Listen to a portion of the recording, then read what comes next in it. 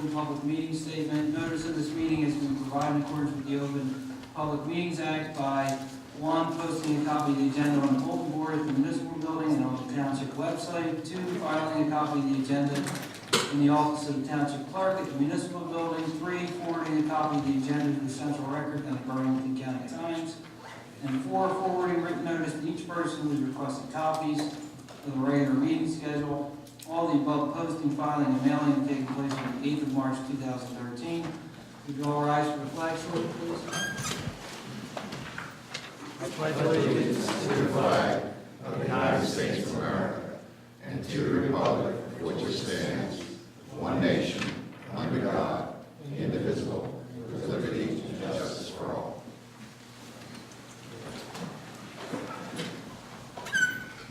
Would you call the roll, please? Mr. Beanstalk? Mr. Pace? Here. Mr. Watson? Here. Deputy Mayor Volney? Here. Mayor Checkeye? Here. Mr. Beanstalk indicated he would be a few minutes late. All right, so let's talk about Resolution 62-2013. Resolution to authorize, we never did Mr. Beanstalk. Can we take the roll again? Just say here real quick. He's more. Flag. All right, authorizing mayor to execute Pinelands Library branch agreement. We have added, and this is in response to freeholder orders, or actually the solicitor's letter of February 26th? Yes. Okay. Which they indicated that they needed a response in writing to, pursuant to their email exchange between you and the county solicitor. Yes. Correct? All right, so what we decided last meeting was to respond by actually forwarding them a signed agreement, which we have modified by adding an addendum to it. And I don't know if I have the addendum here. You have it? Okay. All right, so the addendum in summary basically states that there were two issues. Number one, obviously, the inclusion of the Medford Library Association, which we wanted them taken out of the agreement, at least temporarily, until such time as they became in compliance with all state, county, state, and federal rules. And additionally, there was some language in the agreement related to a letter that freeholder order had drafted and written to me on February 13th, talking about potentially obligating the township to expand, rehabilitate, renovate the library. We wanted that language taken out and to make it only advisory in capacity. And that's essentially what the addendum says. The paragraphs related to her letter of February 13th will be advisory only and shall have no lawful force or effect. And that with regard to the Medford Library Association, that they will be, we're not going to modify the agreement at all, other than to indicate that at such time as they come in compliant, we will exercise or execute an addendum to the agreement, which includes them, assuming that they're agreeable to that. So that's essentially the sum and substance of the addendum that we added to the agreement, and the resolution 62-2013 authorizes me to sign the agreement as so modified, as it were, by the addendum. So that's the sum and substance. That's an accurate summary. Okay, all right. Any comments? I mean, I know that you had a meeting with the principals associated with the Medford Library Association yesterday. I did, and the township manager was at that meeting as well. Essentially, Ms. Adams and Mr. Condit indicated that they are working diligently to get their affairs in order. And while they understand that through the course of time, things have changed significantly. At this time, they're just not prepared to sign on to the agreement, and as soon as they do have their affairs in order, they'd be happy to. In addition to that, they do have assets available, and they're willing to utilize those assets for what they were intended, which is support of the Pinelands Library Ranch. I did indicate that the township wasn't able to right now to accept those funds and include them in this contract, but I encouraged them to contact the county and let them know that as well. Going forward, I told them that I was willing as a resident to help them seek people to assist them with that transition. I have a neighbor that has a financial background that has offered his services free of charge. A number of township residents have approached me and asked that I put them in touch with the principals as well. And at this time, I'm meeting with one of the individuals tomorrow, and then 5 of them on Saturday. But Judith Adams has been around for a very long time. She actually sat on this governing body at one time, and she's ready to turn over the reins. I think that insofar as the relationship between the Medford Library Association and the township is concerned, and the manager suggested it as well, we'll give up a meeting room for them if that's what they need to do. You know, if they need a place where they can get together and conduct a meeting and you know, get the people lined up that are going to ultimately take the reins. We're willing to do that. And again, we offered that. I don't think anybody on the governing body is opposed to that. They are a civic organization, and I think it's important that the assets they have are utilized for the library purpose, and I don't want to, we cleared up a lot of misunderstandings. Going forward, I'm very optimistic about, you know, their prospects and the prospects for Pinelands Ranch. That's all I've got. Okay, thank you. Thank you for taking that meeting and discussing it with you. Did I miss anything there, Mr. Moreno? Anyone else? Councilman Pace, has she, Judy Adams or anyone else communicated to the Library Commission or the county that they're not interested in being a party to this agreement?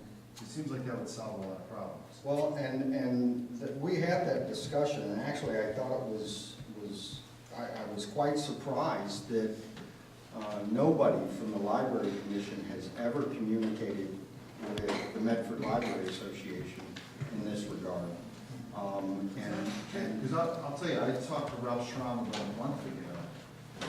Maybe it's separate, because he's not with the Library Commission, he was with the county, but he assured me, and I'm not questioning this, but he assured me that he had spoken to Judy Adams. And that No, she wanted- Judy did say that she had spoken with Mr. Schramm from the county, but like you said, he's not part of the commission. Now, Judy, you know, shared a very small portion of that conversation, and that really wasn't the impetus of the conversation. Any communications the Medford Library Association has with the county is between them and the county.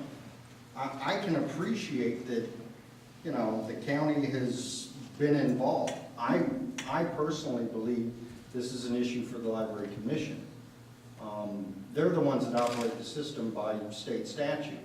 The county's involvement has never been anything other than they ultimately approve their budget. So again, we're signing a contract with the Library Commission, not the freeholders and not Mr. Schramm. So why we've never been able to have any good conversations with the library commissioners is, you know, I went to one of their meetings and, you know, that was tense to say the least. You know, it just seems like it would clear up a lot of controversy if Judy Adams would communicate to someone, whether it be the Library Commission or county, that she's not interested in being on this agreement. Because I think that she's had, it sounds like she's had a change of heart, because I think originally, I'll say the county for the county, the library commission, whoever, they were under the impression that she wanted to be part of this agreement. So if that's not correct now. And I think that was an assumption that the county made, just like the county made the assumption that the Medford Library Association was in fact in good standing with the state and the federal government in regards to their filings. Ultimately, you know, and I think it's possible that if those lines of communication open, you know, there'll be less resistance on the county's part. The manager expressed that during that meeting, and I expressed that during that meeting. As soon as she made the comment that, you know, she really doesn't have any interest in being part of that agreement, you know, that was my first response. That's communication she needs to have with the county. So if we approve this addendum tonight, maybe in the cover letter, transmitting it to the library commissioner, the county solicitor, it would make sense to indicate that members of Councilman Pace and the manager have met with representatives of the Library Association, and they have no interest in being part of the agreement. If nothing else, that would be the impetus for the Library Commission to reach out to her and say, hey, this is true. Well, and in that same vein, assuming we pass this resolution, the contract gets signed, the freeholders meet tomorrow evening. I'm happy to attend the freeholder meeting, hand deliver this information, and you know, let them go forth and talk to the library commissioners.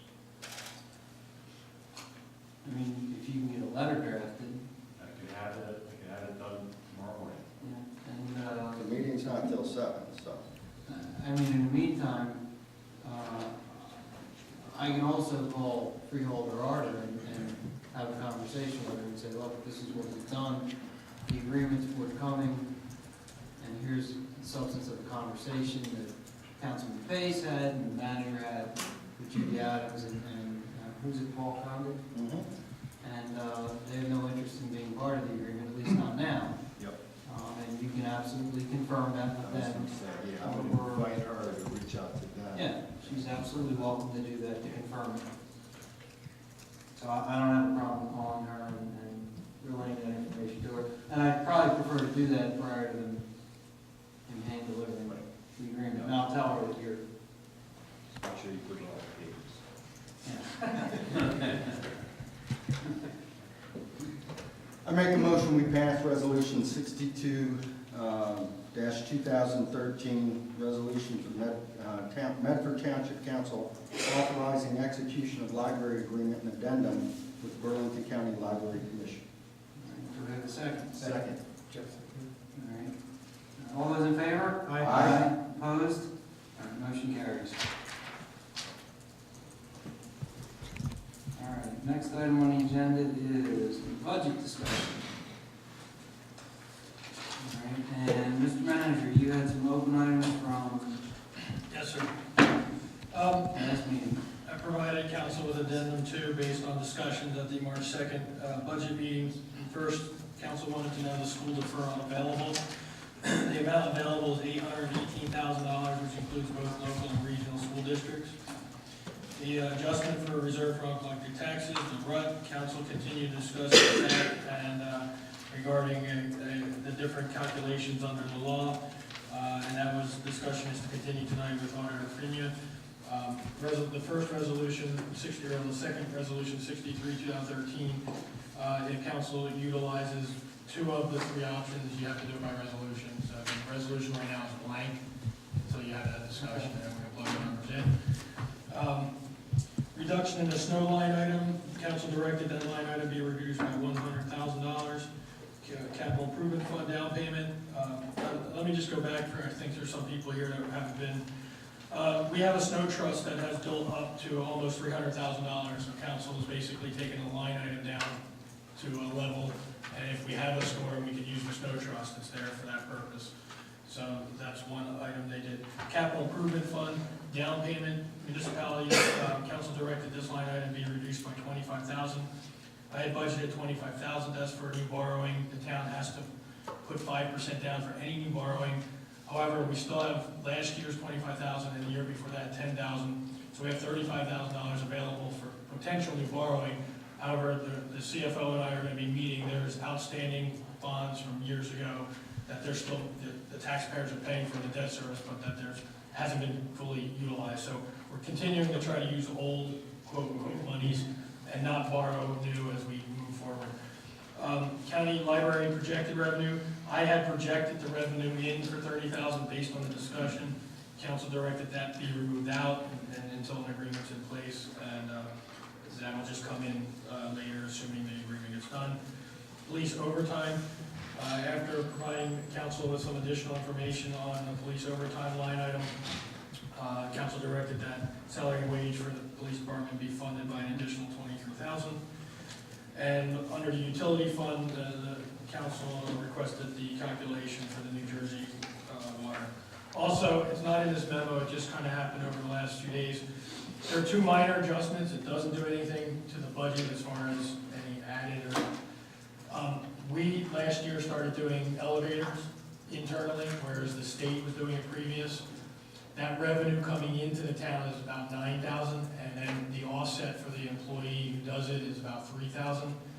I had directed the auditor to put 6,000 in, just taking the difference into the revenue side, and we didn't account for the expense side, so we accounted for that. That's just a wash there.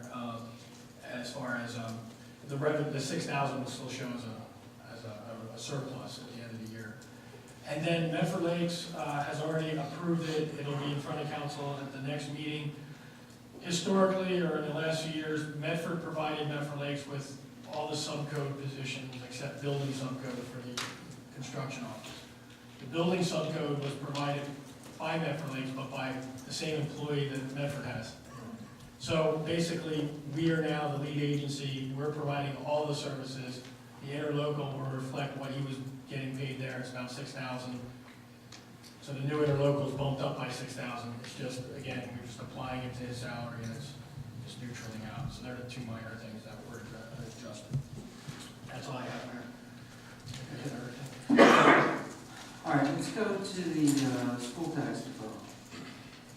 Say we have 818. Now, as I go through the annual financial statement for 2012 and calculate the potential school tax deferral, I'm coming up with 875,707. I'll refer the question made by the auditor.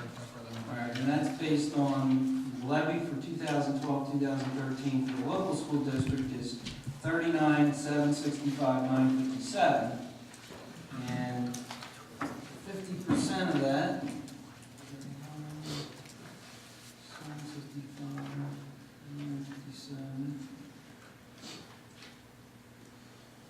I can explain it, like we explained the difference. Okay. There's a timing difference with the, you are allowed to defer up to 50% of the levy. Right. However, we can only defer as much as has not been paid yet. So there's maybe a slight timing difference with the payment. We may have paid slightly over the 50%.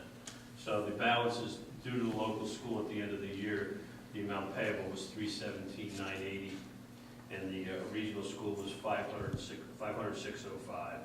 So that would be what would be available to be deferred. So it's really just a timing difference between 50% and what we've paid to date. No, you can't defer what you've already paid. You can't defer it if you've already paid it. And normally what happens is the debt service gets paid when the debt service is due. So sometimes there's a slight adjustment in the 50%. So you can defer up to 50% of the levy, but we can't defer more than what is payable at this point. Okay, well, And that may swing the other way next year.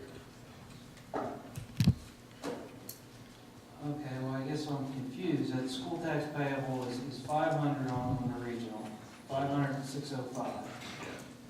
And the school tax payable on It's $317,980. 317,980. That's the 818, right? That's the 818. Okay, You might- And you're saying that's amounts we paid, That's the amount that's payable as of December 31st. Less what's been deferred previously. okay. Well, how does that factor into the deferral, the overall deferral? There's been 19,507,000 deferred in local, Correct. and there's been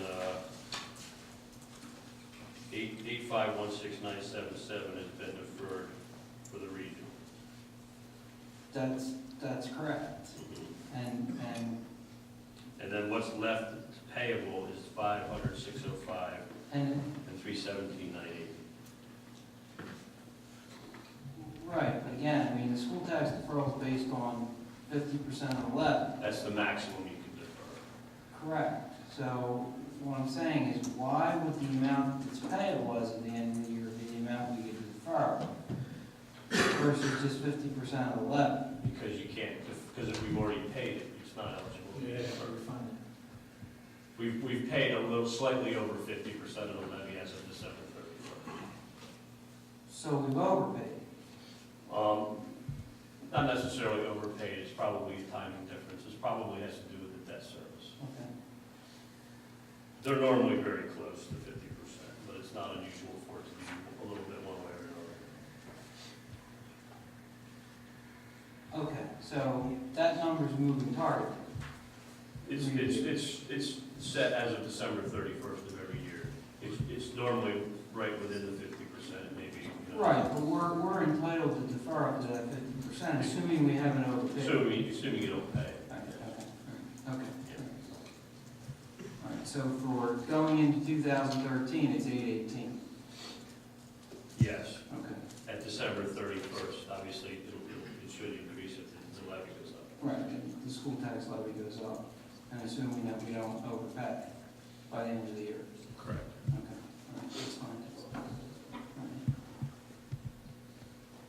Can we clarify something on the overpay? We're not technically overpaying. No. We pay what the breakdown is for the Yeah. 12 months of the school payments. I just want to make that clear. There's Yes, no we're not overpayment. overpaying, there's a payment schedule that generally works out just about 50%. Right, understood, but shouldn't we pay 50% by December 31st and not pay 51%? It's based on how they It's calculate. based on a calculation the school presents to us. And again, it has to do more with debt service than, So isn't that the fox guard in the hen house? to some extent, it's usually not a major number. I think, what's the difference in year over? Well, it's like 60 grand. Okay. Next year, we'll make sure we don't pay. You're talking it's like 8% of the total that we've got to defer. Now granted, if we had 22 million to defer, I really could care less about 60 grand, but we don't have 22 million anymore. All right, well, what we'll do is we'll check to make sure we don't pay more than 50% as of December 31st for next year. All right, so, all right, let's talk about our favorite subject, the reserve for uncollected taxes. Yes. Okay. There's three separate ways to calculate the the reserve for uncollected taxes, or three separate ways to calculate the collection percentage which you can utilize for that calculation. You can do, normally what's done is you would do the previous year's collection percentage. The previous year's collection percentage was 97.18, which is lower than historical average. You can use that. You can use a 3-year average, and the 3-year average would be 97.57%. Or what you can do is you can eliminate the county board judgments and the state tax appeals, and basically take them what they call above the line, which would mean that had those appeals not taken place, or had those appeals not been granted, this would be what your collection percentage would be. And that amount comes to 98.3%. So we have three different numbers that we can work with. Obviously, the 98.3 is going to give you the least amount of reserve for uncollected taxes. And those are the three options. If you use the average, or you use the above the line calculation, you're required to do a resolution, just basically stating that that's the way you decided to go. Okay. All right, and from a dollar percentage, we started out with what, 2,441,371 is the RUT as was presented to us. Right. And that's at 97.1%. Yeah, it was after we made all the adjustments, the rut moves around every time you make some kind of adjustment, the rut moves around a little bit. The rut with the 97.18, which was last year's collection percentage, would yield a rut of 2,017,074. I'm sorry, 2,351,096. The 3-year average would yield a rut. Good. That's the standard. That's the If standard. you use last year's percentage collection. Okay, what were we supposed to use, 97.1? But that's what you were using. 97.18. Oh, you're using 97.18, because I have a run of 2,441,371. Okay, 97.18 was what your collection percentage was. And let me recalculate that because the numbers have moved around just slightly. At 97.18, the reserve for uncollected taxes would be 2,375,954. Okay, so you're saying that's what it should be? That's what it would be if you use the historical. Standard rate. The standard rate. Okay. At the 3-year average, which was 97.57, would give you a rate of 2,039,181. Okay. All right, wait, give me that one again. 2,039,181. 2,039,039. And then the RUP with the 98.3 would give you 1,415,993. Okay. And the budget as it's now made up, using the 98.3, would give you a flat tax rate. Okay. Without removing that we made some small adjustments. Yeah, this is the latest and greatest Based budget. on the original. I've been updating it as we're going. So, that's where we are. All right, so let's talk about these different calculations. All right, so the first one is where we use 97.18 is the amount of taxes we collected last year over the certified tax levy. Correct. Okay, and the second one is an historical average of 3 years of those same amounts, Correct. divided by 3 and then averaged. And then the last one is the certified tax levy less the amount of certified tax judgments last year.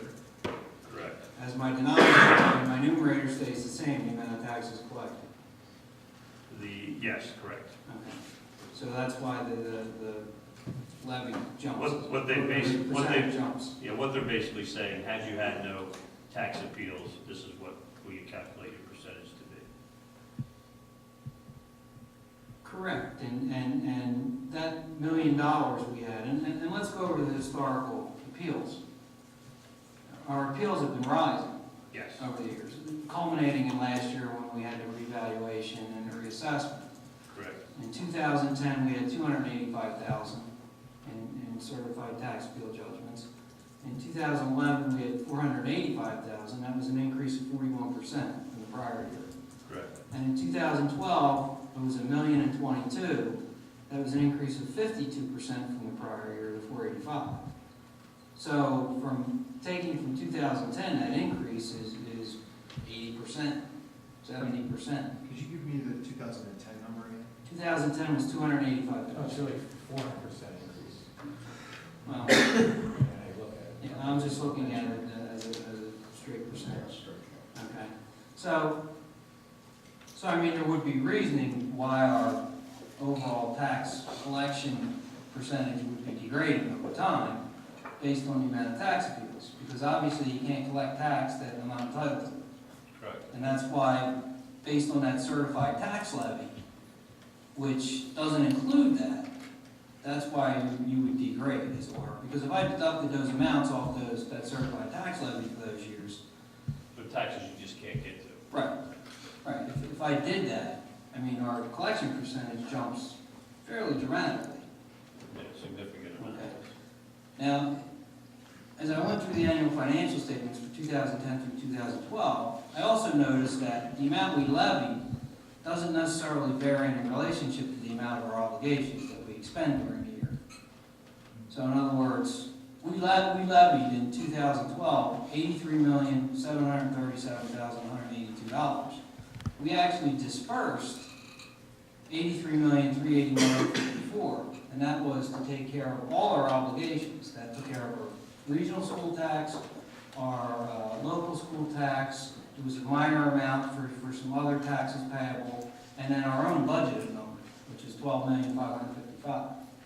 And that's a difference of $356,000 between the levied amount and the dispersed amount. And there are similar differences for 2011 and 2012, or 2010. So, figuring out a collection percentage based on what I levied, which is a number that I really didn't spend, or I didn't have any obligations to spend against, versus figuring out a collection percentage against the amount I actually dispersed and had obligations for, which one would yield a truer collection percentage? The dispersed one, or the levy one? I guess the disbursement. So if I go back and I recalculate the historical average based on disbursement in my denominator versus collected and collected in my numerator, 2010 is 98.1%, 2011 is 98.12%, and 2012 is 97.6%. Yeah. And if I average those, I get to 97.94%. Keeping in mind that we are utilizing surplus out in this budget, to fund this budget. Some of that excess, or all of that excess rolls back into fund balance. So it is available for us to fund the following year's budget Right, and we're just talking about this year. collected over dispersed Okay. for the previous years.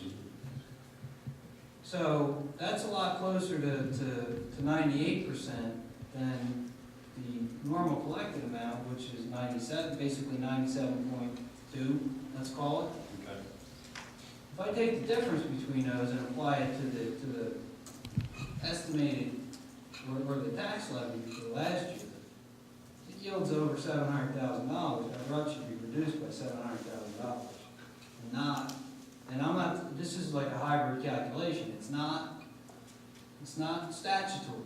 But I'm just putting it out there to show that our collection rate's really, truly closer to 98% than it is to 97%, based on these numbers. And they're right from the annual financial statement. And what contributes to the balance? So that rut, and that rut's really supposed to represent our reserve for uncollected taxes. It's not supposed to represent a number which potentially generates surplus. Correct? Correct. It's an expense line item, reserve for uncollected taxes. Exactly what it is, yeah. It shouldn't be a line item which represents the reserve plus, well, maybe we can generate some surplus out of it. It's an expense item. And it's got a specific item in mind. So, I mean, again, based on those numbers alone, I mean, that rut number should truly be closer to 1.6 million than the or even 2 million, based on those numbers and those true collection percentages. And again, that leaves us with, we wanted $1 million increase. If I deduct that off, it leaves about $300,000 gap between, the budgeted number and where we would be. And in terms of that, I mean, we already made some reductions. We've got additional surplus, and I don't have any intention of maxing out the surplus. But we've also got other items that aren't in the budget, like unanticipated revenue, which, again, if I went back historically and looked at the amount of unanticipated revenue, and there's generally two items driving that. There's refunds and reimbursements for taxes, and there's pilot payments. If I go back and research those amounts, we had, let's see here, 400,000 in 2010. 2011, we had 254,000, and 2012, we had 536,000. So if I average those over those 3 years, it's $397,000. So it would be my view that even though it's not included in the budget, we can pretty much bank on $396,000. I can pretty much deposit that in the bank today. I know I'm gonna get that. Would that be? Yeah, I think that's fair. Okay. So that more than covers that gap that we have, and it's not even in the budget. It's not even a line item in the budget, not even included. More than covers that $300,000 gap. So, again, as I look at this, and it leaves us some surplus too, on top of it, on top of the 100,000 we took out of the snow, on top of the 140 additional surplus, on top of the capital item that we were gonna remove, the 25, just those items alone, you're talking almost $400,000, and this is just low-hanging fruit. We haven't even dug in to this thing. I haven't even dug into it yet, and believe me, there's more in here I can find, if we wanna go through it page by page. So, I don't see any reason why, based on the numbers, why we can't use or go to a 0 rate this year. And that would be my estimation, based on these numbers that were presented to us. So, my question is, if we're comparing that 98%, that includes $2 million, the $2 million last year, of which about half of that was by property tax assessment change, the revale, right? About $1 million, that $2 million rut was from people challenging their assessments. No, that was based on the calculation on the property. But the actual amount that we had in uncollected tax last year was $2 million, right? Yeah. And half of that was from people getting their, Yeah. basically, we haven't been paid back because people challenged. Yeah. Do we, now, I'd asked about, I know that we're looking into it, but do we know where we are right now as far as? I talked to the assessor, and there as of the end of February, there were 31 appeals at the county, but we're in the month now where people are getting solicitations from the attorneys. So we expect that to rise, but last year was probably your highest. There are appeals still outstanding at the state, and some of them are your biggest taxpayers, these, the CBS, and we're still not sure. We don't have all the data yet. We'll know as of April 1st once the county, and you know, we'll definitely know at that point. Do we have any idea what our potential liability is? On the county ones, as of the 31 appeals, somewhere around 60,000, 50, 60. All right, so 60,000 The as state opposed one's a little more difficult, and that's where we're trying to get that number. like, if it was, do we know how much they're asking for? Well, Mr. Goebel did make an adjustment on Medford Lee's before he left, but there's still some issues out there that we're trying to address. That could probably be, that was one of your bigger exposures. Do we know what their total amount that they're paying now is? Not with me today, no. And then obviously, you just appointed an appraiser that worked with us on the CVS appeals. So what's the possibility of both of those being resolved this year? I don't know if the state, You don't know. if we can't do it internally with the assessor, the state court could take Could take it. 2 years, could take 2 or 3 years. Could take a couple of years. All right, so, and you told me historically, we're looking at 10%, losing 10%. Yeah, typically, you lose about 10% of what's out there. I mean, at least that would be a number we project. 10% of 50,000 or 50,000, 10% of what we're exposed Well, to? no, 50, 60 is our exposure. So it would be somewhere, historically, it'd be $5,000 to $6,000. And then, assuming, if we had a big month of appeals, I mean, what's the most that we can anticipate? Any? Well, last year you had your bulk. They're all gonna come small. I don't think you'll hit that again. I mean, we're not, would it be safe to say that we should, I mean, if we looked at 2011 being 500,000, is that a safe assumption that we're probably not gonna be that high this year? You can take an average and as the mayor's doing, an So- average out your normal,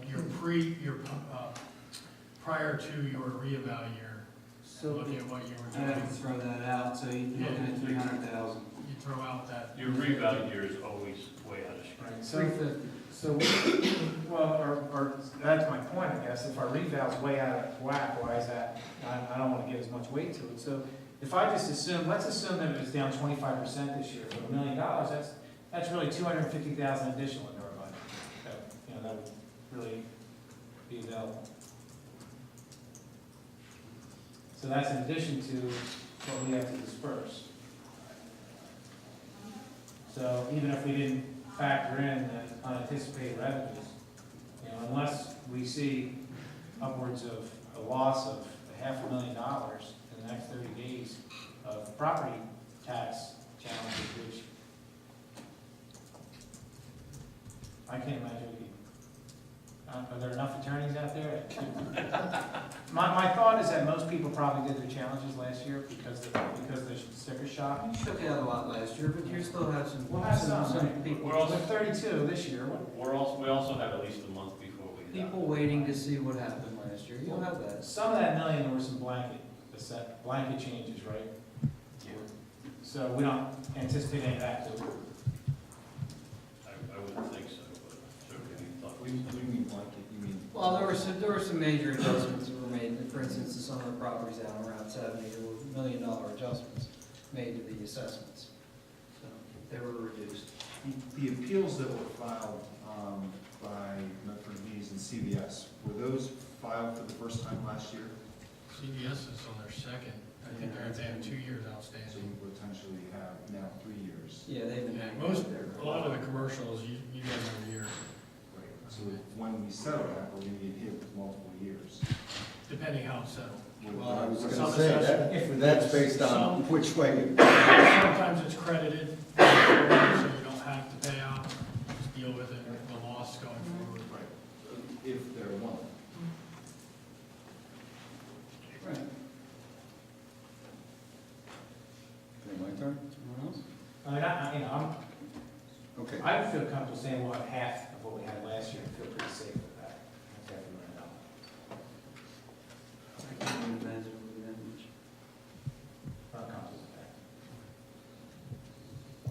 I'd rather be a little conservative. So half of last year should run about 500. That would be an additional, in addition to what, the difference between our disbursements and our collections, that puts us at the 98%, which that left that gap of around 300,000. I mean, if we just had half of the property assessments that we had last year, we're already 200,000 in the surplus. And the only two questions I have is, in regard, as it relates to the uncollected taxes, okay, are we doing everything we can possibly do to reduce that number? Well, the collector moved, we're having a tax sale in April this year for the first time, Right. instead of waiting until November. She's very aggressive in doing her role. Okay, so we've taken positive action to affect the collection rate? Okay. Within our control, yes. Within our control, all right. The reval year, certainly, we had the larger number because we did the reval. Typically, if known, the year after you go through that process, and I understand it's a matter of timing. Typically, do you not see those appeals go down? And I have a follow-up to that. Do you want me to give you the follow-up now so you can? Sure. Okay. I received in the mail today the same thing everybody else received, okay? And I crunched the numbers, and I gotta tell you, they were they're telling me true market value and assessed value based on Medford Township, and then they give me their estimate. Their estimate is about $96,000 off the mark, okay? And they're telling me I can save $1,800, all I gotta do is send them a check for $159, and I can appeal my taxes. And then I'm left sitting there with my thumb up waiting for a tax appeal. The deadline's April 1st. I'm not sure how much traction this is gonna get. Most people just throw these things in the round file. Certainly, the Township of Medford's at a heightened state of tax sensitivity, If I filed a tax appeal, I'm confident that I would lose. I'm very, very confident that actually right now, today, based on the state guidelines for tax appeals, my home is actually worth more than its assessed value. And actually, if we did a reval again this year, of course, that's ridiculous, my taxes would go up again, because my home value has increased. Again, I understand that the year after a reval, this happens. This company, by the way, is nationwide. I would ask the governing body to take a look at a letter from the Attorney General in the state of Connecticut to this company, and I suggest we fire off a letter from Medford Township to the state of New Jersey's Attorney General, and perhaps ask him to do the same thing. Because I think it's this sort of thing that causes people a lot of angst. I'm concerned about what using an alternative method of reserve for uncollected taxes does, but I'm also concerned about the individual residents in Medford. If we raise their taxes again, we're gonna send some people over the edge. We sent some over the edge last year, so I'm very concerned about which direction we take going forward, based on this type of fear-mongering, if you will. So, again, reval year after, doesn't the tax collection rate generally go up and the appeals go down? I've served 3 communities in which revals were done. One was prior to the recession. The first years are heaviest, the second year was moderate. The second town was right smack as the recession hit. That town declined year after year following the reval because they could not defend, because they had nothing, the market crashed and they had nothing to base it on. Medford reval order came at a time where things started to settle down in the market. So although there's probably still some, Low-hanging fruit. yeah, but conditions have stabilized somewhat that I think protects the town. The opportunists, they're out there. There's not much the town can do about it. The appeal process is not that difficult. It's really file, go in with your comparables, and make your case. The county, if you chose to do it on your own. Some people may not feel comfortable in that process. But there's not much we can do about the opportunist letters. Will it generate some traffic? Possibly. I would say it wouldn't, but.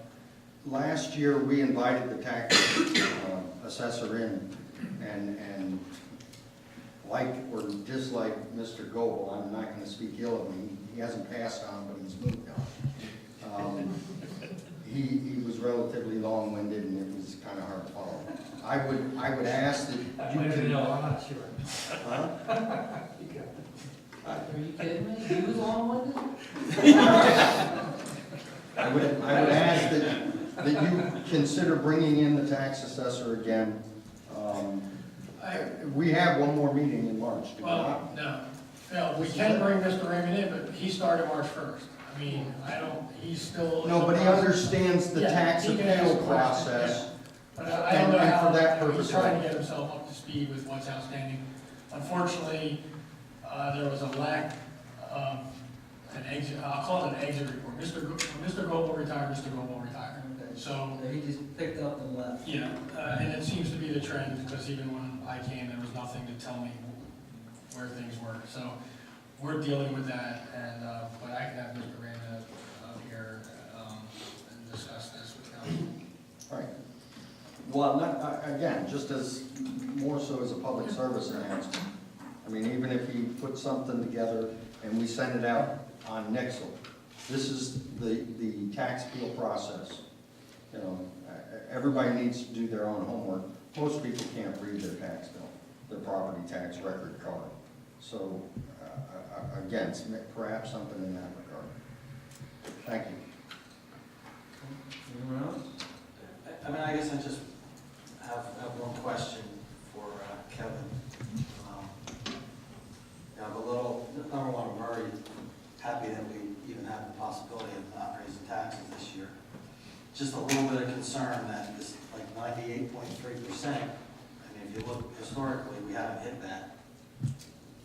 You know, our average is 97.57 in the last 3 years. So, you know, we're looking to do better than we've ever done. And, you know, even including thinking of some of these things like the unanticipated surplus or unanticipated income and stuff, that's what gave us our surplus that helps every year budget. So I guess the question is how close do you think, Kevin, that we're getting to the line here of where we're, you know, I've always told my kids, you know, here's the line, don't even get near it. 98.3 is a very aggressive approach. That being said, we do have the ability, I mean, if we wanted to, we could go in and we could raise taxes 3 cents this year with a 2% levy. So we do have the ability to do that. That ability doesn't go away for 2 years. My feeling is 98.3 is a very aggressive approach. I certainly understand the committee's feeling about not raising taxes on a community that really got whacked last year. And they're gonna get socked again this year by the school systems. Well, yeah, those are, I mean, that's another discussion, but I understand your approach. I think 98.3 is a very aggressive approach. I guess the good news is, if we're way off, we can fix it next year. Well, let's hold on a minute now, but 98.38 maybe, but what about 98? I mean, I just went through and, I mean, based on your numbers, we hit 98% of what we dispersed. well, obviously 98.3 is a less aggressive approach. Not than that. 98.38, yes, is higher, but that accounts for the $300,000 gap. Yeah. Which, again, I mean, if I look at the unanticipated revenue, it covers it, okay? And there are other items in this budget. For instance, the school resource officer and the DMV, the reimbursements we get are far below. We get about 55% of what we should be getting for those things, okay? And I'd be hard pressed to go to the taxpayers and ask them for more money when I'm not getting fully reimbursed for the costs associated with those officers from either the school district or from the state. Okay, we're losing out hundreds of thousands of dollars a year. We're not getting reimbursed, but we should be. And that's an easy fix by just saying, pay us, or you're not getting those officers anymore. That's real easy to fix. Okay, so I'm hard pressed to go to taxpayers when we haven't asked for full reimbursement for this, when we have other things that we just haven't done what we should have done. We're not getting the money we should be getting. We're not getting the value of it.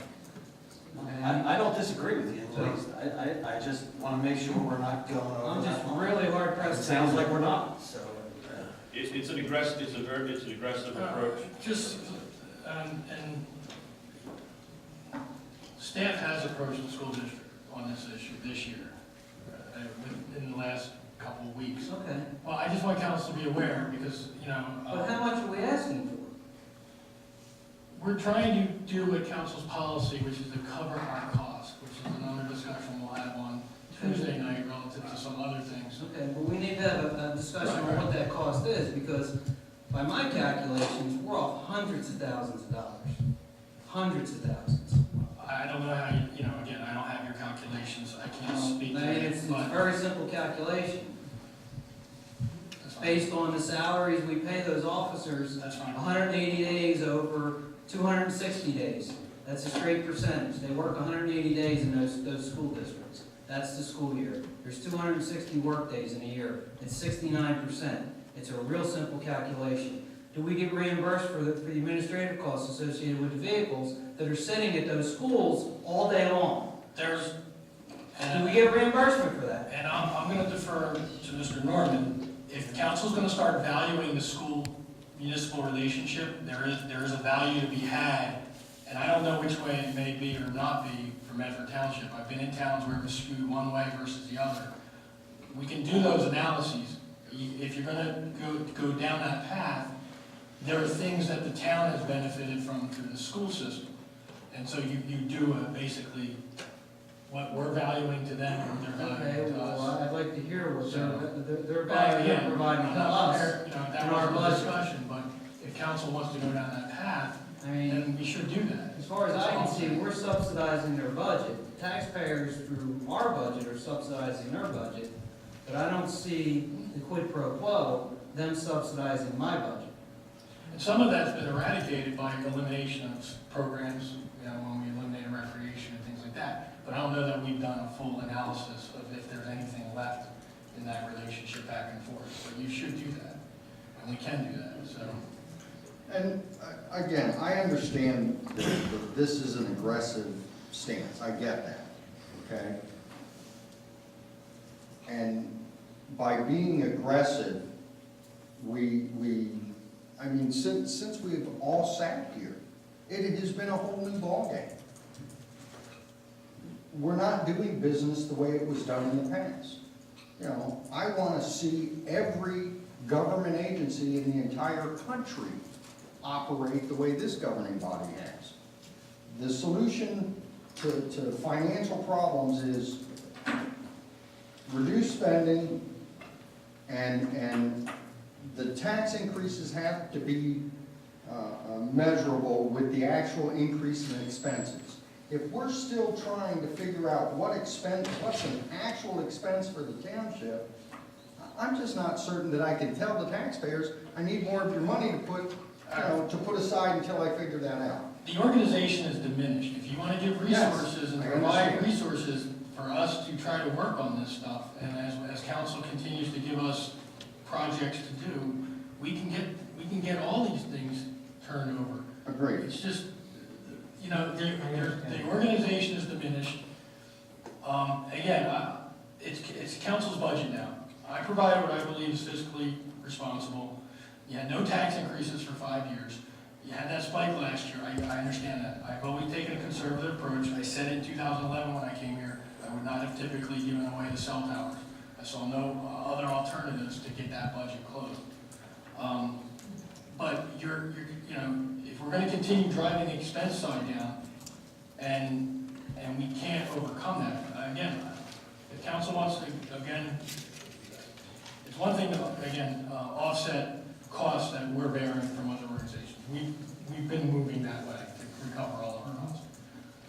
But if we're going to continue to cut and go line by line, if we go down that road or not, but what's left of the organization?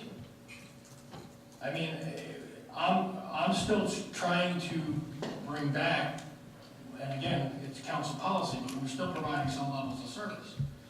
But we haven't had those discussions of where we think those threshold levels should stop or stuff. So I'm still operating in a traditional manager sense in one respect. But, you know, again, this is, at this point, it's council's decision how it wants to proceed with the budget.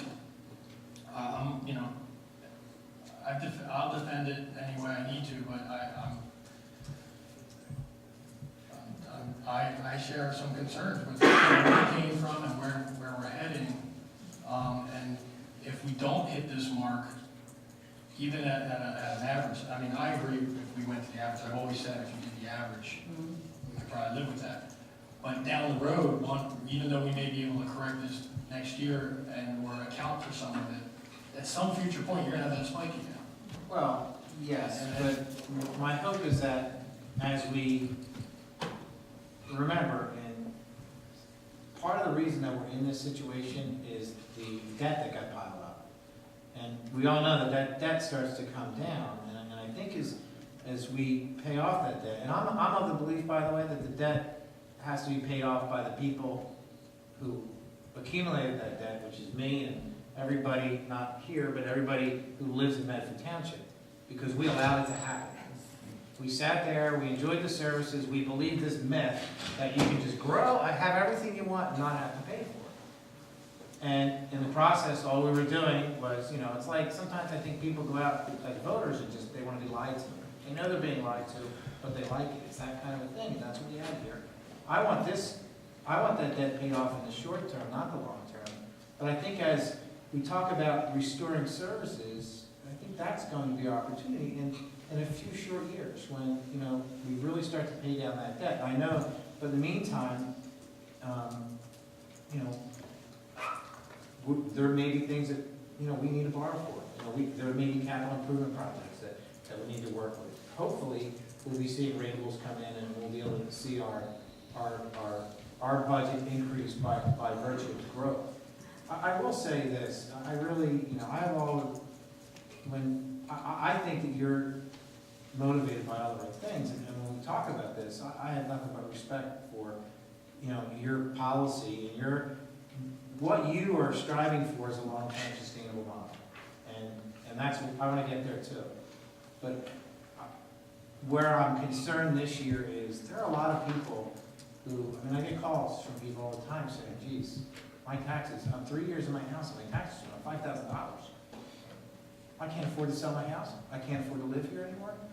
I'm saying it. Because they didn't know that there was a reval coming. They didn't know that their property taxes were going to go from $6,000 to $11,000 in 1 year. And then the school board's going to add apparently $200 and then another $150 on top of that from Lenape Region. I mean, there's people who, as much as it, there's people who can't afford to live in their houses right now. Unless I have to, I'm not raising the taxes. And it's not, it's as simple as that. And, you know, that I'm of that mindset, and I agree with you long term. We have to create some stability, and you don't want to see the big spikes in taxes ever again. You and I are on plane with that, but I have a hard time. People need to be able to absorb the shock of what just happened with the reassessment. And again, it's just more and more negligence. We keep meeting up with negligence, and that's where we are. That's why your organization structure is in shambles. Stop there. And I know you've done an awesome job at turning it around, and I know that there's a long way to go, and I know we need to get you on schedule at some point. I'm not sure we're ready to do that yet.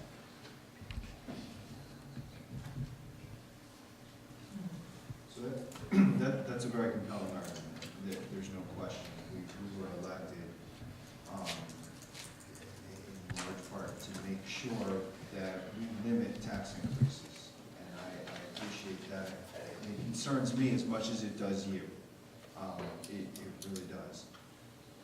I'm sitting here and I'm listening to our professionals, to Mr. Schultz and Mr. Frenia, and I'm watching them, and I see concern from them about the approach that we're taking. Mr. Frenia says it's very aggressive. I'm really concerned that we need to make sure that in this budget, which is a projection, it's an estimate, it's a plan, we need to make sure we come up with the right number. And that's virtually an impossible task because it is an estimate and you don't know. It's dependent on what's going to happen over the next 9 months. And nobody can predict that. In my view, I think we need to be conservative. And my concern is that if we choose some of these numbers that are on the lower side, that we're going to wind up being short at the end of the year, and it's going to impact us for next year and years to come. Mr. Frenia gave us some projections based on all three of the alternatives, and I look at the projection for the over-the-line estimate, and it shows that he projects that for this year, we're going to be $400,000 in the hole for excess tax collections. And that's a big number. And I know we've talked about the RUT, we've talked about the tax appeals from last year, and they're not likely to be at the same magnitude this year because of the reval, but we're still going to get some. And I think we need to just really be careful on those numbers and not short the township. And I'm concerned. I think we have professionals for a reason, and we've obviously all spent a lot of time looking at these numbers, but I think we need to listen to what our professionals are telling us. And I advocate the taxpayers, and the taxpayers want to remind their government elected officials that it's not your money. It's not your money, it's their money, they go to work, they earn the money, and I don't wanna take it unless it's absolutely necessary. We agree there. I agree with you. The question is, what's absolutely necessary? It's not a matter of don't raise taxes versus raise taxes. It's a matter of what's the right number. And as sitting here as a governing body, we need to make determinations as to what is the right number.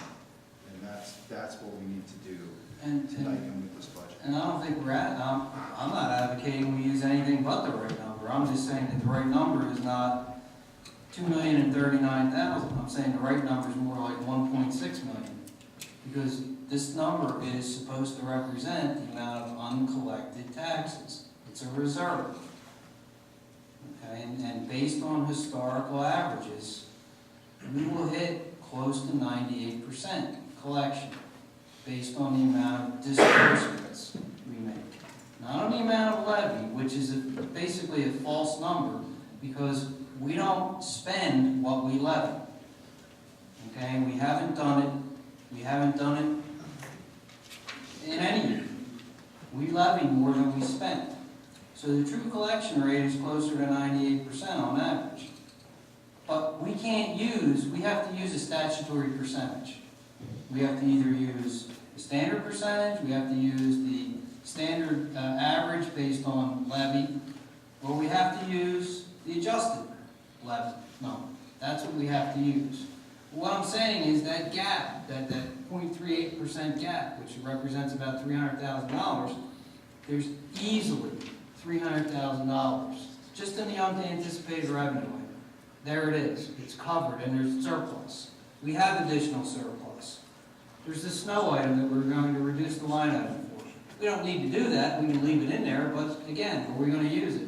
We already have $290 in that snow trust.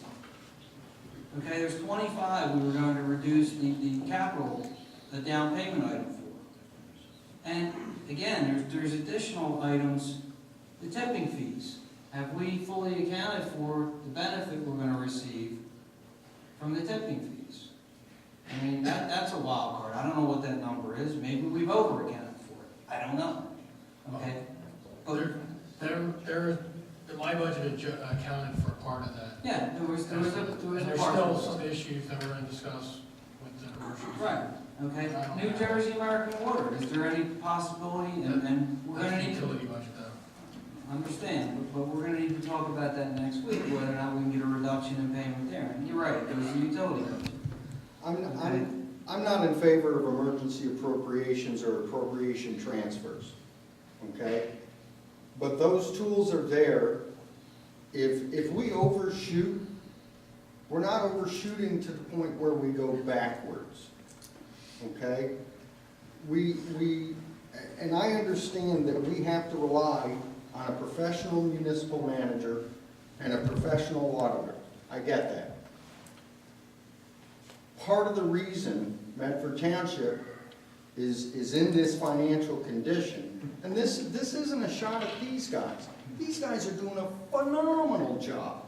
Medford is in the condition it is today, much more because of Chris Schultz's efforts than anything I did.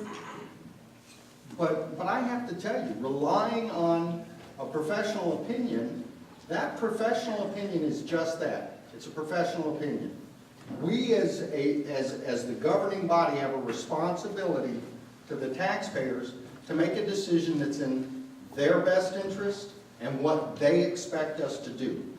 I don't believe, and I've talked to a lot of people, I don't believe that there are enough people in Medford that are willing to stand up and say, I want you to raise my taxes because you have to have this amount of money set aside. We're going to be in dire straits. They don't look at it that way. And that's not the way I look at it. We have combed over these numbers in greater detail than anyone that has ever sat on this dais. To say that somehow we're missing something when we've dedicated as much time and effort to go over this in painstaking detail is I'm sorry, it's offensive to me. And I don't mean to raise my voice and get upset, but I gotta tell you, I'm seeing numbers as I sleep.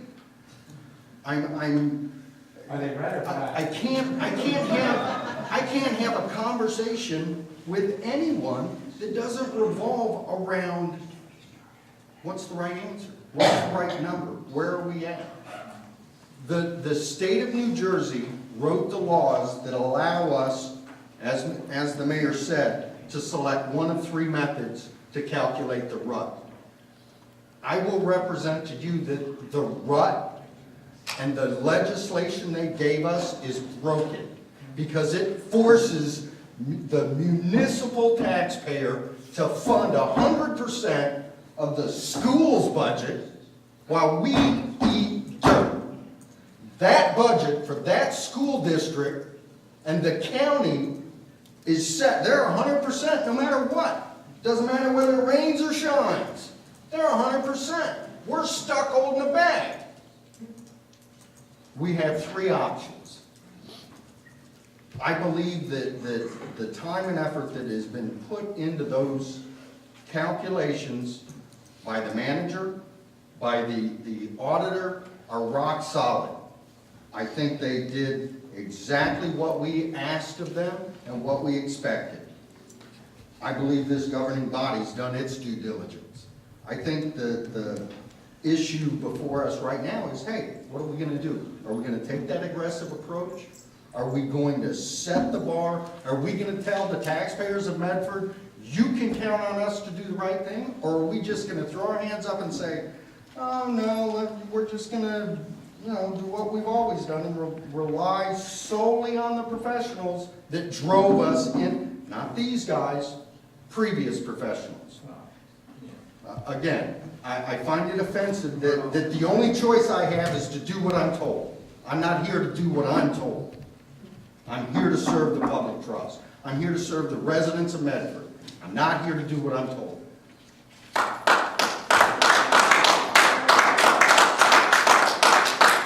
If that was directed to me, let me say that I'm It's not not. here to do what It's I'm not. told. I'm here to make the right decision, and based on what I'm hearing, I'm trying to do that. Okay. So let me suggest that we have a fourth option. We have the three calculations. We're also using in this budget $850,000 of surplus.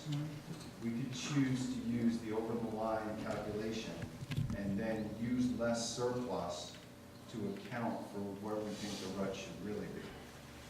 That's an option to get that number, and that's all I'm trying to do here, which is get that number of where it should be. And I think we all agree that none of those three numbers that we calculate accurately reflect what the RUT is going to come at. And I think we've got a way to adjust our budget to account for where we think the RUT is going to be. I think the most accurate calculation takes into account the tax appeals, the numbers we actually collect. But that But assumes we're not going to have. don't get me wrong, I'm not discounting what you just said. Right. That number, that over-the-line number is going to be low, because it assumes we're not going to have tax appeals, and we know we are. The RUT is not 1.4. We're gonna have tax appeals, but the likelihood of you winning a tax appeal when we just assessed your home, believe me, that assessment for the most part is accurate. It's not gonna move the needle. I don't know if it assumes that we're not gonna have tax appeals, it's just an alternate calculation But of it expense takes on out all of the tax appeal judgments From that we last got year. last year. From last year, From yes. last year. Yes. So it's basically assuming that there are none, because if you look at the tax appeal Well, values for the prior It years. takes them out of the amount that we levied because I can't collect money that I'm not Right, entitled well, to I understand collect. what it does, but I think that there are gonna be some level of tax appeals. Oh, absolutely this year, he's already accounted for $60,000. And if it's gonna be some lesser number than last year, but I think the way that you do it is not by taking them all out. You take out the difference between where you think this year is gonna be and last year. And I think that's what I suggested, 98% is a more realistic number. And I happen to agree with you. I think 1.718 is probably the right number for the RUT. And I'm suggesting that the way to get there is to adjust the surplus.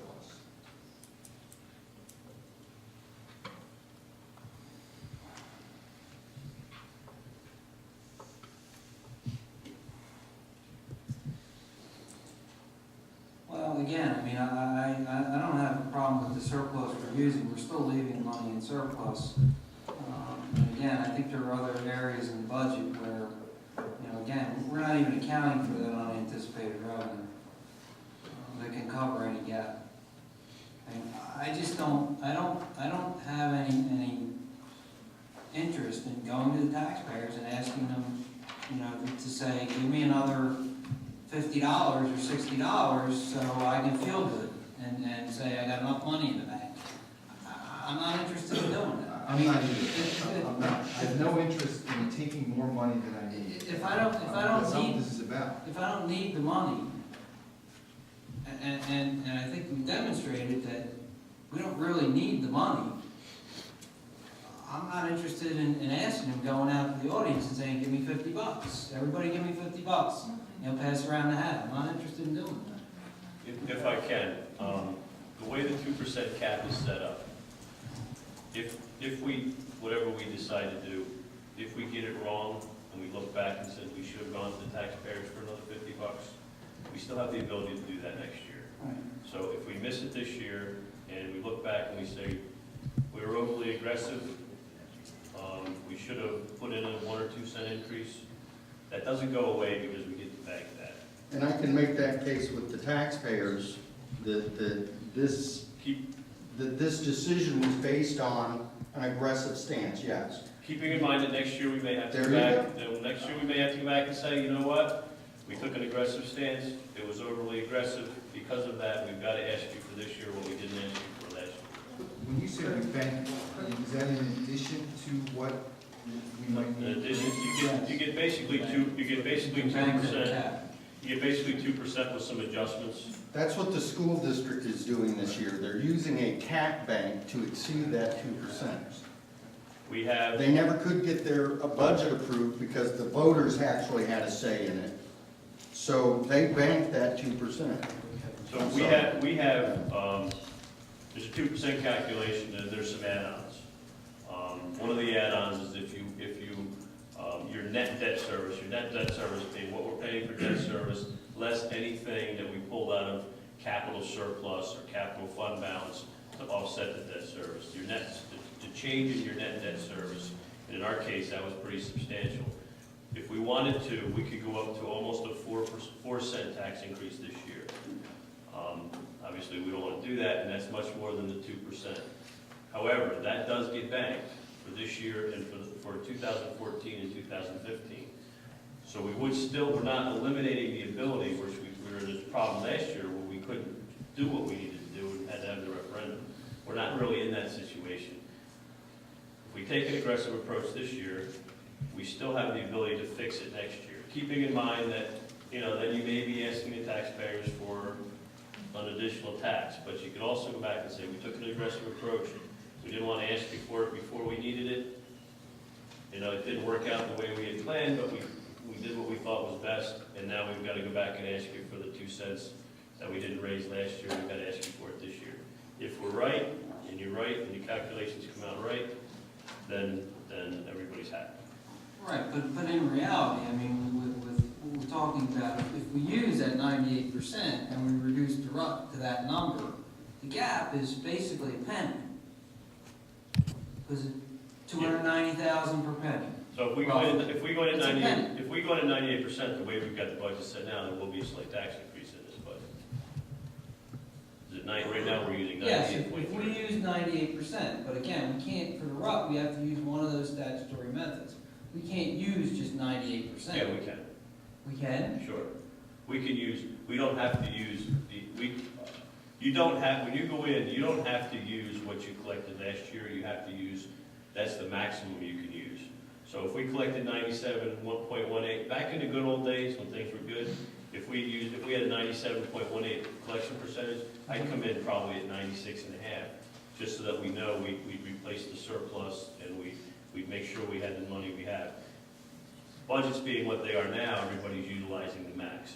So if we went to, if 98.3 is the max we could use, we certainly could go in at 98% if that was an option you wanted to take. All right, so what you're saying is that it's a parameter, and 98.3 would be the maximum you could use.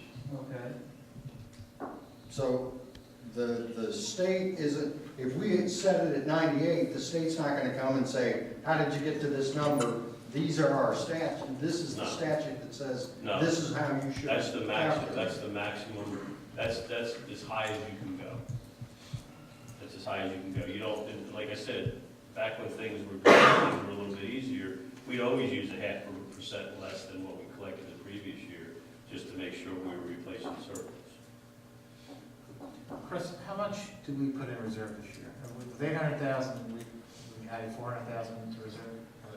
What was our total surplus list, or is all of it automatically going? 991 was cash. Cash Yeah, Right. hold on. 991, right, so that was. That was cash. Okay, total surplus. Our cash surplus, which is really what you can use, was 991. Okay, so they, out of the 800, so 190,000. 850 of that. And what happens to the other 190? That's staying, it just sits there, it'll be available just for sits next year. Okay, so it's in some account somewhere. Right, that's just money in the bank. And how big is that number right now? That's the in the bank money, that's 1 point, did I read it was 1 point? Is it 1.8 million now? or- 1.8 million. 1.8. That was our total surplus, cash and, Right, but remember, that includes 600,000 for the reval, deferral. Yeah, 1.8 million is your actual fund balance. These fund balance that you can utilize, which is what they call cash surplus, is 991,000. Every year when we fund that, the emergency, the deferred charge, that 991 will increase. So we'll add to that 991 whatever we're putting down for the reval. It's 140 a year. Yeah.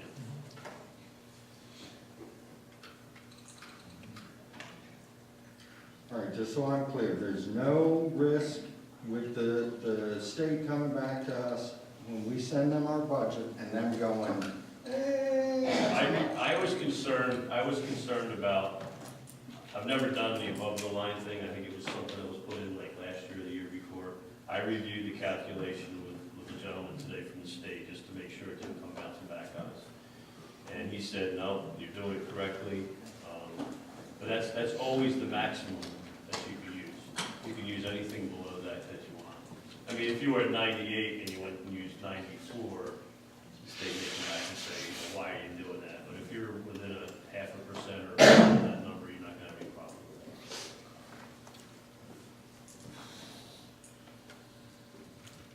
that. so if we're at 98, then we've got $300,000 on the table.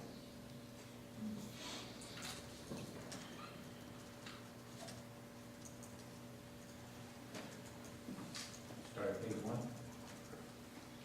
If you're at 98, you're looking at 0.85 cent tax increase, less than 1 cent. That The includes budget as it is now. with the snow line item. Everything that Chris described earlier. Now, Frank had made the comment about the unanticipated revenue, is that, should we expect that this year? You always receive miscellaneous revenue. It's tough to predict, which is why it's called miscellaneous revenue not anticipated, because it's refunds, it's things like insurance refunds, overpayments. It's really something that you're not going to be able to, the state's gonna ask you, tell me, ensure to me that you're gonna receive this. We received 453,000 of prior year refunds. I believe it was probably from the JIF, most of that. Where are we so far this year with that? The only numbers I've so far had a chance to look at are court and construction, which are down over last year already. Is that a sizable percentage that they're doing? The court and construction, no, miscellaneous, never talked about. I haven't had a chance to look at them. The only revenues I've started to focus on were the court and construction. Construction came in heavy last year, a lot heavier than I think we thought, so I've only been starting to look at them. The big number is usually insurance refunds. Yeah. The premium refunds. Right, And it historically has been between 200,000 and 300,000. This year was over 500. So worst case scenario would be 200,000? Yeah, I mean, I can't guarantee that, yeah, but historically, it's always been at least 200,000. Like I said, it did an average, 3 years, So 397,000. what's the downside if, let's say we go, well, you know, we're gonna have 200,000 there. And everything works out exactly as planned, and we collect exactly what our budget is. Next year, we have no surplus to start with? Is that? We're not gonna have, Is we that a downside? probably have a couple 100,000. I mean, if everything goes as planned and you take in 250 in miscellaneous revenue, you pay down the deferred charge, which is gonna give you another 160, whatever the number is in cash. You also would have some unexpended appropriations from the 2012 budget. I mean, we don't spend that to the very dime.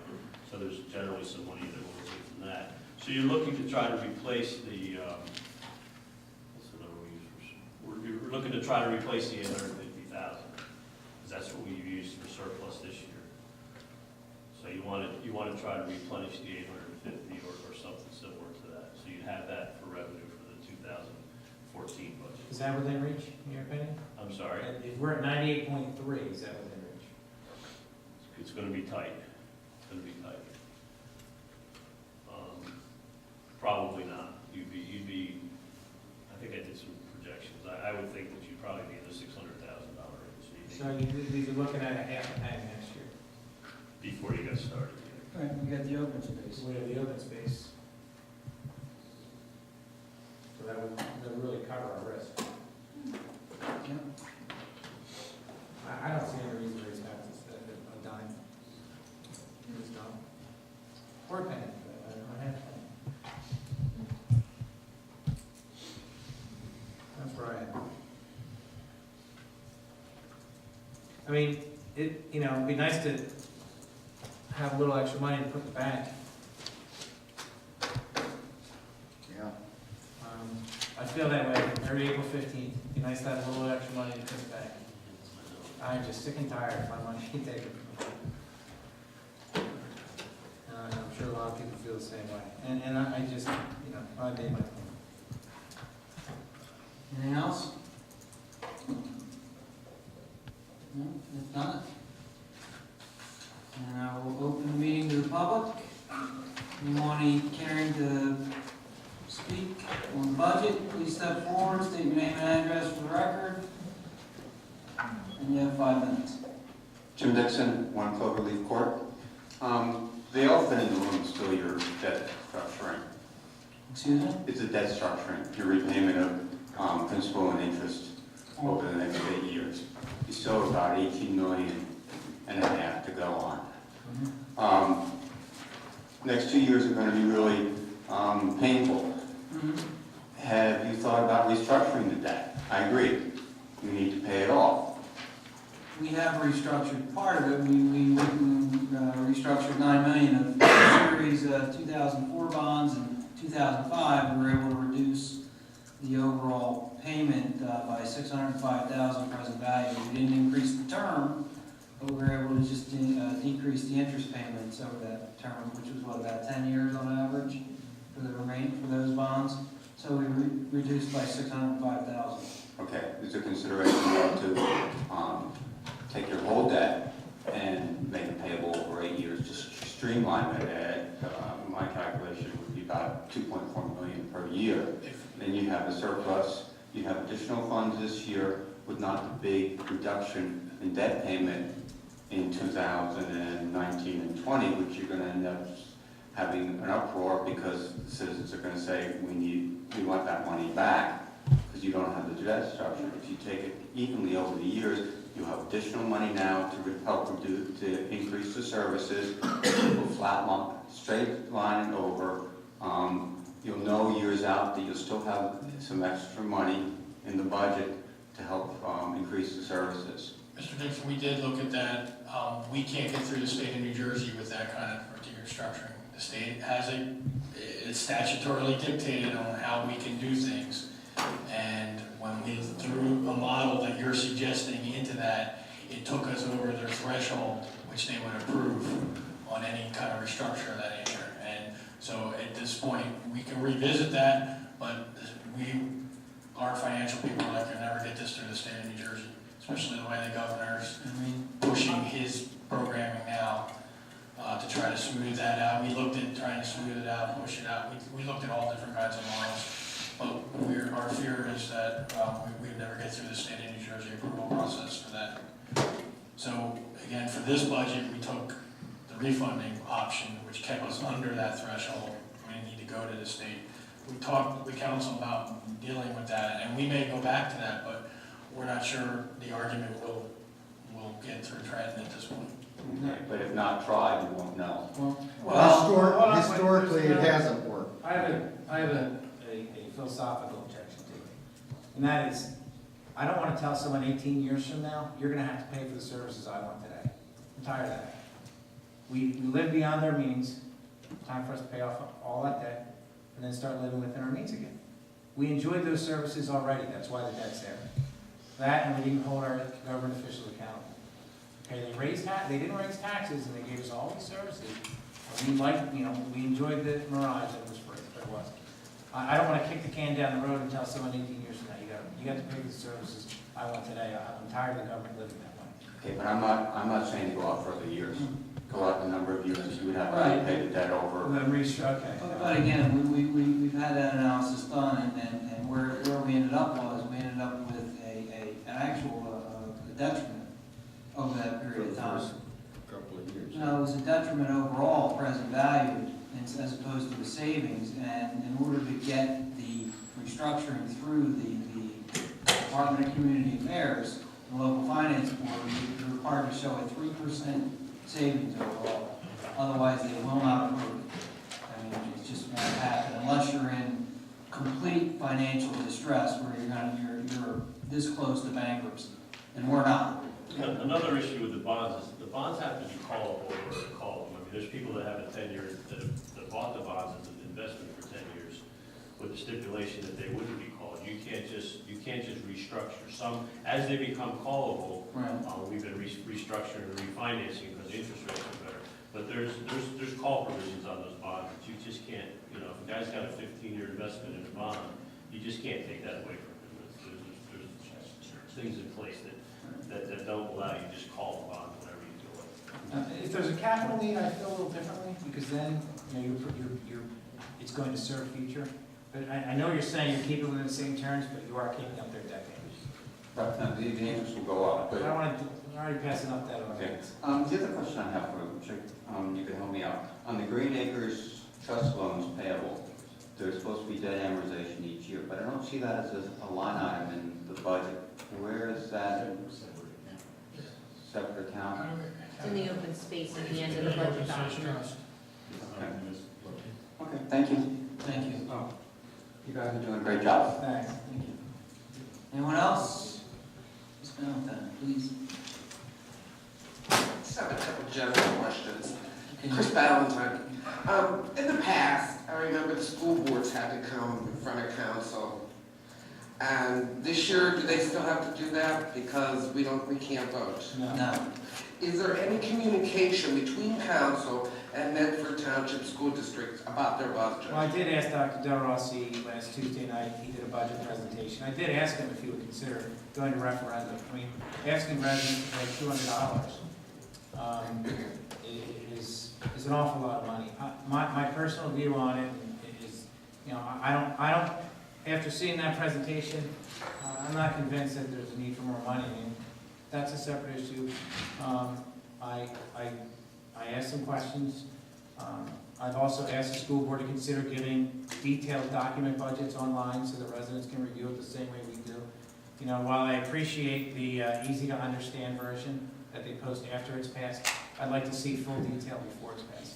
So hopefully, that we'll be able to avail that of the school board now. That'll be something that, I'm not the only resident that needs to ask that question. Well, no. Listen, I think that the schools have done a decent job over the years. I'm not being critical. It's just that right now,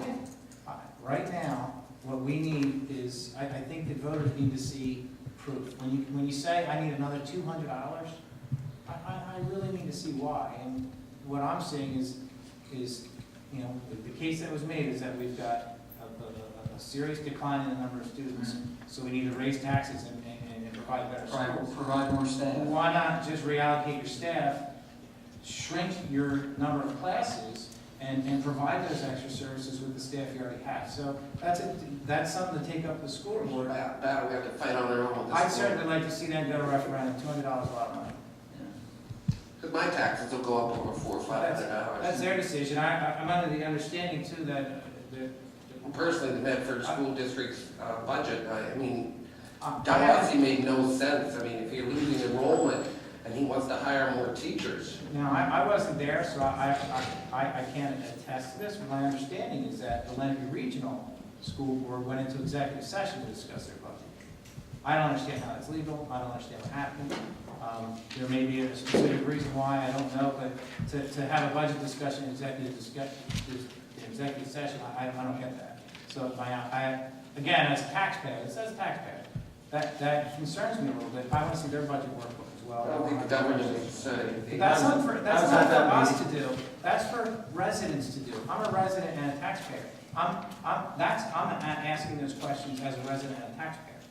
You know, they're their own separate body, and we elect them, and elections have consequences. Thank you. Thank you. Anyone else?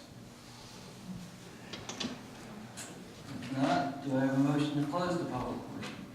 So moved. Second. All right, thank you. All those in favor? Aye. Opposed? Motion carries. Okay, so, I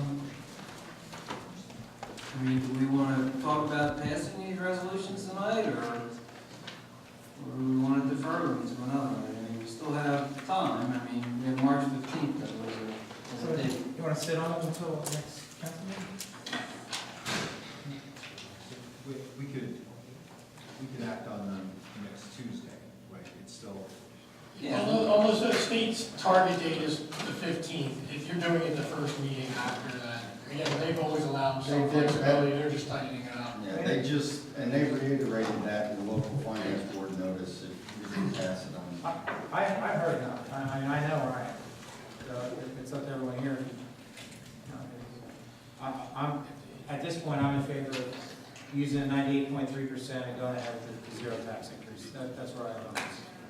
I'm not, anything else I'm good with this. I'm right there with you. I'm at the same point. I mean, I've been that way for the last 2 weeks. And all this is just additional support that I went through and calculated. I've been there for 2 weeks.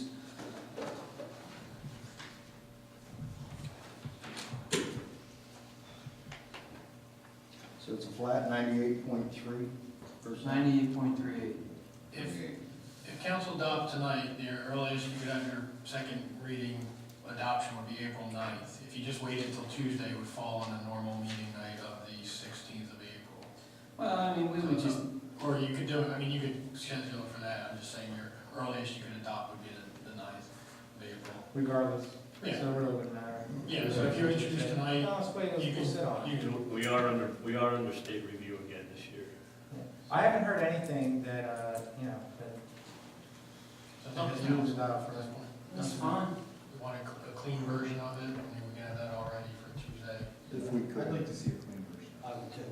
Okay, so I'll have the resolution with the numbers plugged in, and then we'll have legal budget copies, right? We had one ready to go tonight, but we weren't sure what else was going, so, all right, so for Tuesday night, So we're leaving it to 98.3.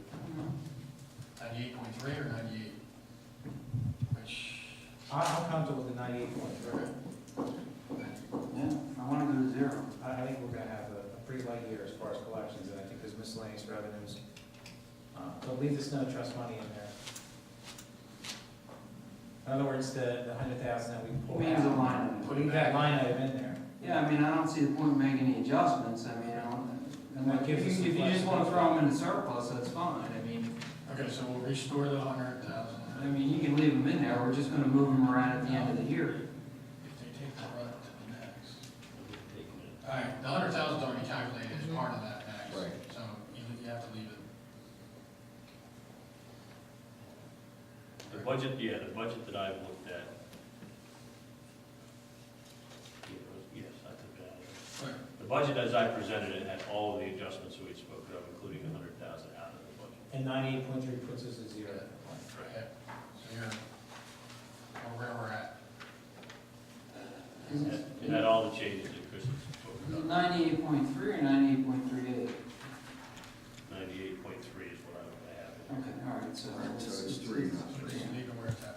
All right, We'll have that. so that's slightly, I mean, you go to exact numbers, and I mean, you're talking tens of millions of dollars, you know, 8/10 of, or I'm sorry, 8/100% matters. And it ends up being, you know, $160,000 or $170,000. So, So we're not all the way to the very max we're close. but we're gonna, so you're carrying resolution 63 and 64 as we Tuesday. Yeah, okay. I guess still leave it blank, right, how we can think about it. Well, I think you need to set it. I'm interpreting, Yeah, I'm there's no blank interpreting there. a consensus of a majority of the body to do the 98.3. Correct. That's, I'd like to have the documents ready for you. All right, So that's fine. I'll build them on the 98.3, and then if you decide to change them, we That's can do fine. that. okay. All right, I understand you want to wrap up. I just got a couple of quick house cleaning items if I could. Excuse me, I have another meeting, so, Yeah, sure. I just promise. Not unless you're being made copies of the agenda. Thank you. And you're not a party to the library I'm conference. not a part of the library. Myself and Councilman Watson have gone paperless. I printed out some things that I wanted at home this evening because we did it electronically. The clerk has been not providing us paper. I'm fine. We were attempting to get there. That was one of the reasons we did some of the things we did last year. Can we agree as a body that, you know, what we need is the agenda, so we have a place to take notes, mark our comments, and that unless you send her an email and say, hey, provide me copies of this for the meeting, she's not gonna do those packages wholesale for all of us. I work for printing company. Good? He's so old. You still want, and that's fine. I I have no problem. It was hard for me to do it the other way. Yeah, I'll go electronic. Piece of cake, pieces, all right. So 4 of you electronic and 1 hard copy, okay. All right, the second thing was, we need to get your signature on that library contract before you leave, so that he can prepare Do we the have cover do we have letter. a clean copy? Do we have a clean copy? I have it. Yeah. Okay. That's fine. That's all I got. All right. Anything else? Thank you, sir. Well, if not, do I have a motion to adjourn? So moved. Thank you, Randy. Do I have a second? Second. All those in favor? Aye. Opposed? Motion carries. Meeting adjourned.